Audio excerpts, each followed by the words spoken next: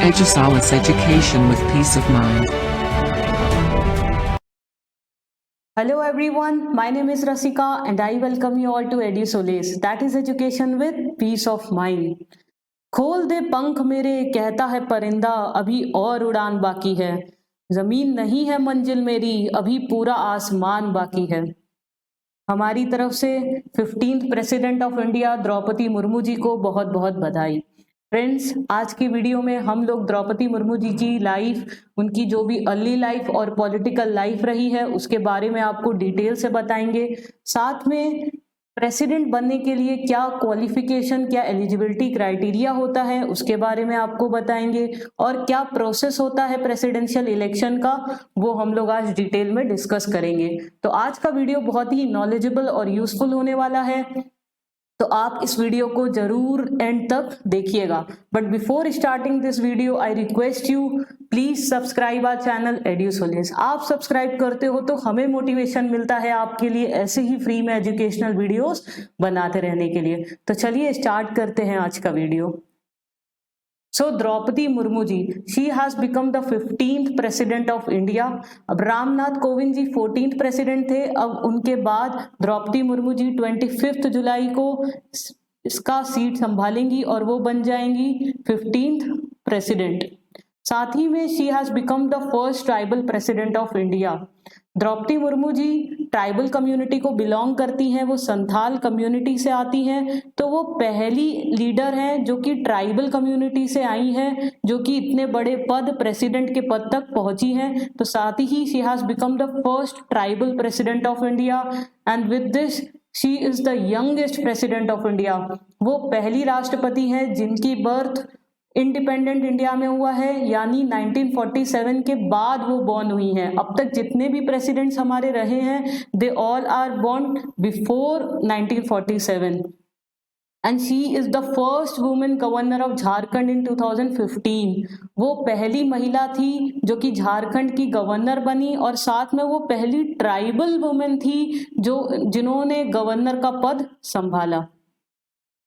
चलिए अब हम लोग द्रौपदी मुर्मू जी की अर्ली लाइफ के बारे में जानते हैं, उनके डिटेल्स आपको और अच्छे से बताते हैं। तो मुर्मू जी का जन्म हुआ बैदापोसी विलेज में, गांव में उनका जन्म हुआ, जो कि मयूरभंज डिस्ट्रिक्ट में पड़ता है उड़ीसा में। तो उनका जन्म आप कह सकते हो एक बहुत ही बैकवर्ड एरिया में हुआ था, बट जो उनकी फैमिली थी वो काफी एजुकेटेड यानी पढ़ी लिखी थी। जो उनके पिताजी थे मिस्टर नारायण टुडू, और जो उनके ग्रैंडफादर थे, दोनों ही काफी एजुकेटेड पढ़े लिखे लोग थे।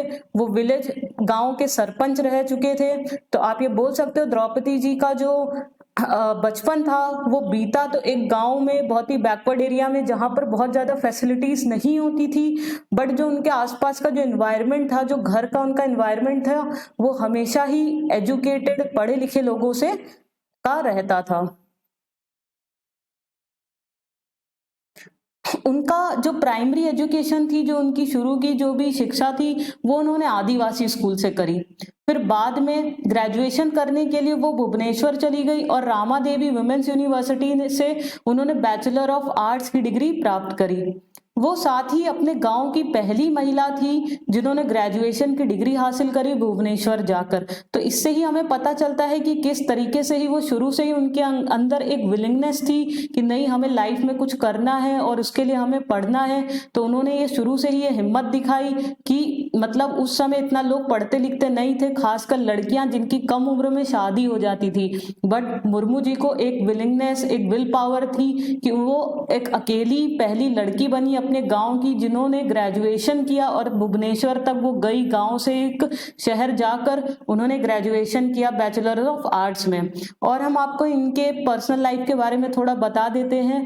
जब ये रामा देवी वुमेन्स यूनिवर्सिटी में पढ़ाई कर रही थी तभी इनकी मुलाकात श्याम चरण जी से हुई, और श्याम चरण जी से बाद में इनकी मैरिज हो गई, और जिससे उनको 2 सन और 1 डॉटर हुई।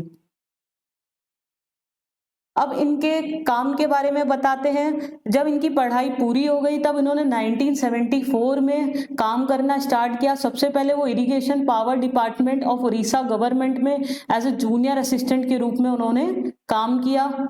उसके बाद उन्होंने अरबिंदो इंटीग्रल एजुकेशन सेंटर, जो कि रायरंगपुर उड़ीसा में ही आता है, वहां पर उन्होंने टीचिंग का जॉब किया। तो फ्रेंड्स, ये तो थी इनकी अर्ली लाइफ। अब हम लोग जान लेते हैं इनका पॉलिटिकल करियर कब और कैसे शुरू हुआ।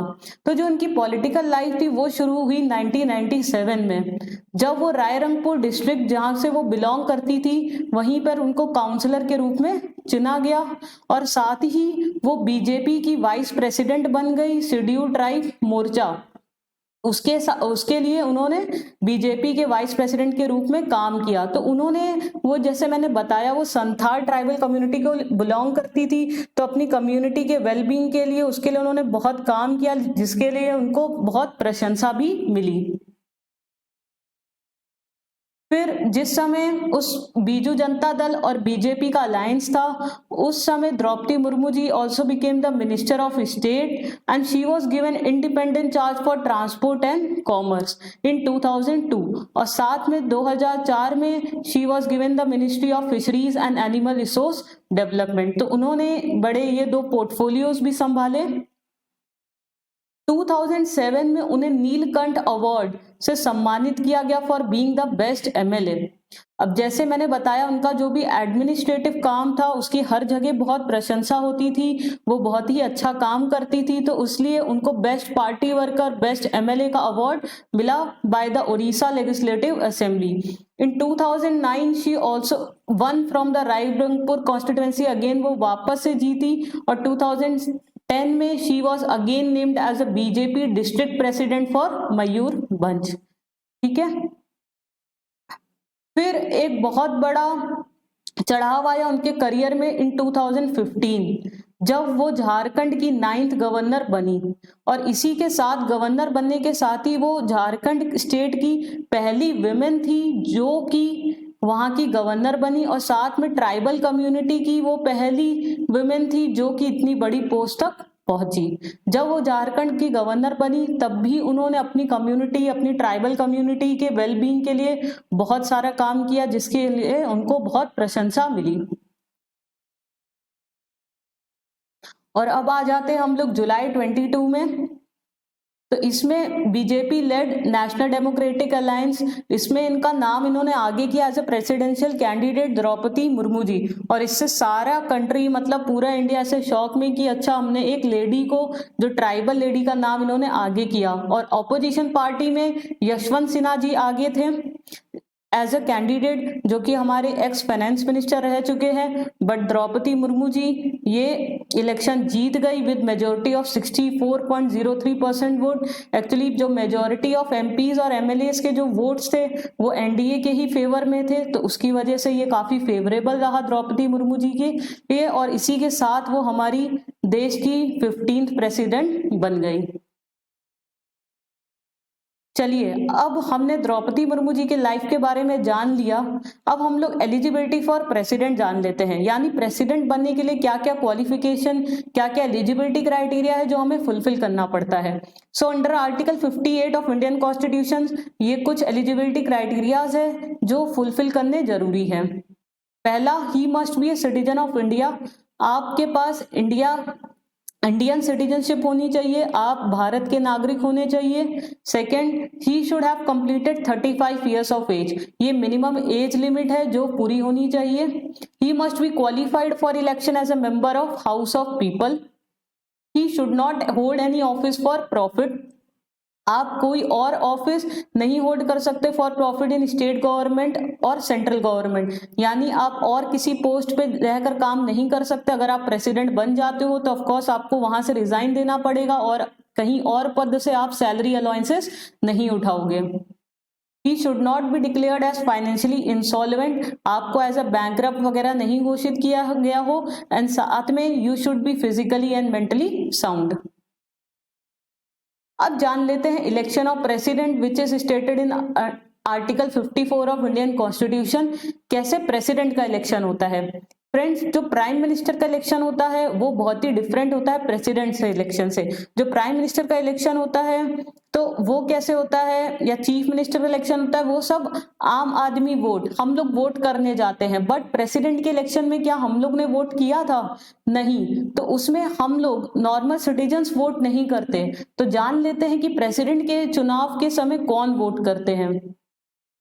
सो president is elected indirectly bye electoral college. तो इलेक्टोरल कॉलेज के थ्रू इनका इलेक्ट होते हैं। तो इलेक्टोरल कॉलेज के कौन कौन मेंबर्स होते हैं? So it consist of elected members of both the houses of parliament, यानी लोकसभा और राज्यसभा दोनों के इलेक्टेड मेंबर्स, साथ में लेजिस्लेटिव असेंबलीज ऑफ स्टेट यानी उनके MLAs and union territories of Delhi and Pondicherry. तो ये MP MLAs of legislative assemblies and MPs ये लोग इलेक्ट करते हैं प्रेसिडेंट को। इसमें लेजिस्लेटिव काउंसिल का कोई भी रोल नहीं होता है।